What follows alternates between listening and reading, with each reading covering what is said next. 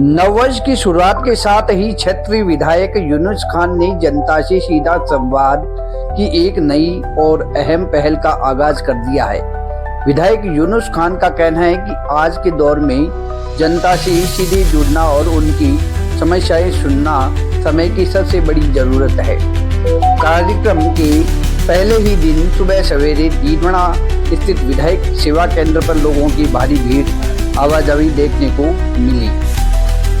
विधायक यूनुस खान ने स्वयं मौके पर मौजूद रहकर क्षेत्र से पहुंचे नागरिकों से सीधा संवाद किया और समस्याओं के त्वरित समाधान की दिशा में पहल की। इसी दौरान निष्क्रांत भूमि यानी कस्टोडियम पीड़ितों का एक प्रतिनिधि मंडल भी विधायक से मिला, जहां मोहम्मद जमील कारी और मोहम्मद नासिर रामसाबा के नेतृत्व में आई प्रतिनिधि मंडल ने अपनी समस्याएं रखी, जिन पर विधायक ने गंभीरता से सुनवाई का भरोसा दिलाया। वहीं दिन भर विधायक यूनुस खान का दौरा कार्यक्रम पूरी तरह व्यस्त लेने वाला रहा।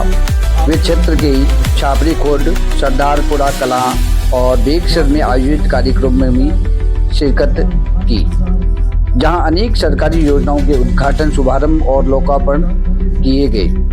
कुल मिलाकर नववर्ष पर विधायक यूनुस खान का यह सीधा संवाद कार्यक्रम रहा जनता और जनप्रतिनिधि के बीच विश्वास को और मजबूत करने की एक अहम पहल के रूप में देखा जा रहा है।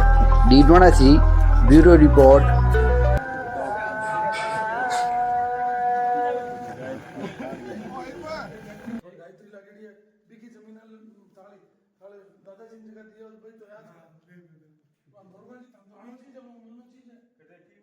गायत्री is the collector थाने में जमीन दी स्वास्थ्य विभाग में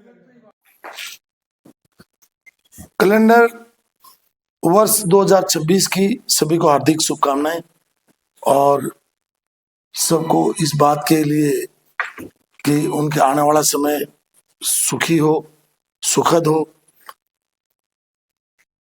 स्वस्थ रहें, उनका जीवन त्वरित गति से आगे बढ़ता रहे, यही प्रार्थना।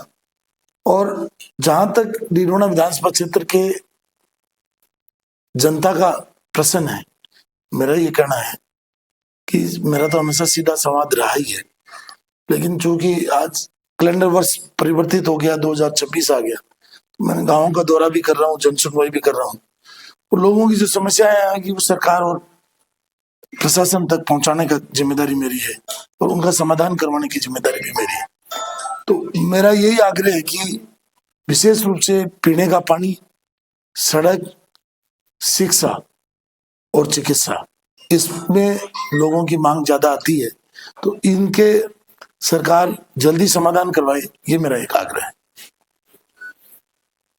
वर्ष 2026 के पहली तारीख को डीडवाना विधानसभा क्षेत्र के दौरे पर मैं आज 3 गांव करूंगा। उन तीनों गांवों की समस्या सुन करके अगला 15 दिन में उन संबंधित विभागों के समक्ष रख करके किस तरीके से समाधान करवा सकता हूं, ये एक मैंने फॉर्मूला तय किया है।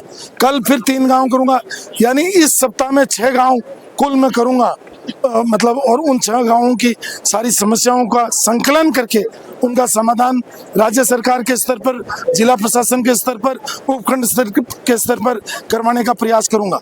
इस क्षेत्र का विकास कैसे हो, गांव-गांव मेरे गांव सारे आदर्श गांव कैसे बने, ये विधानसभा क्षेत्र आदर्श विधानसभा क्षेत्र कैसे बने, सबके लिए नजीर कैसे बने, इसका मेरा प्रयास है।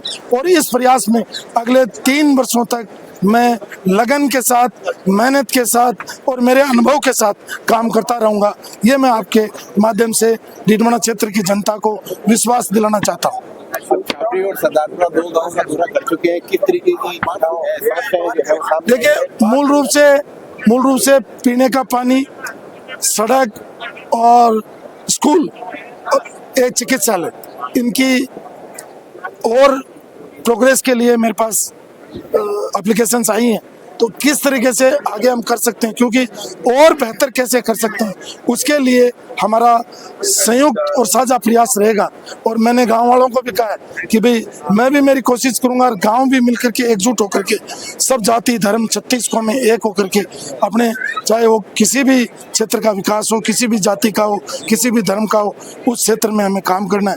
हमें कब्रिस्तान का भी ध्यान रखना है, शमशान के अंदर भी उसका सौंदर्यीकरण और बाउंड्री का भी ध्यान रखना है।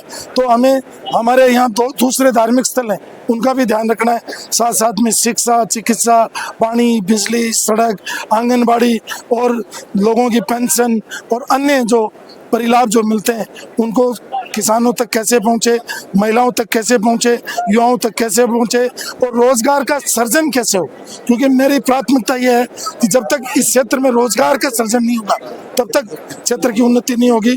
लोगों में रोजगार के लिए काम करेंगे, ये मैं आपके माध्यम से जनता को कहना चाहता हूं। ये छोटी छोटी घोषणाएं कोई बड़ी घोषणाएं नहीं है, ये जो किए हैं वो पूरी मैं कर दूंगा और सरकार से करवा लूंगा। बहुत बहुत शुक्रिया।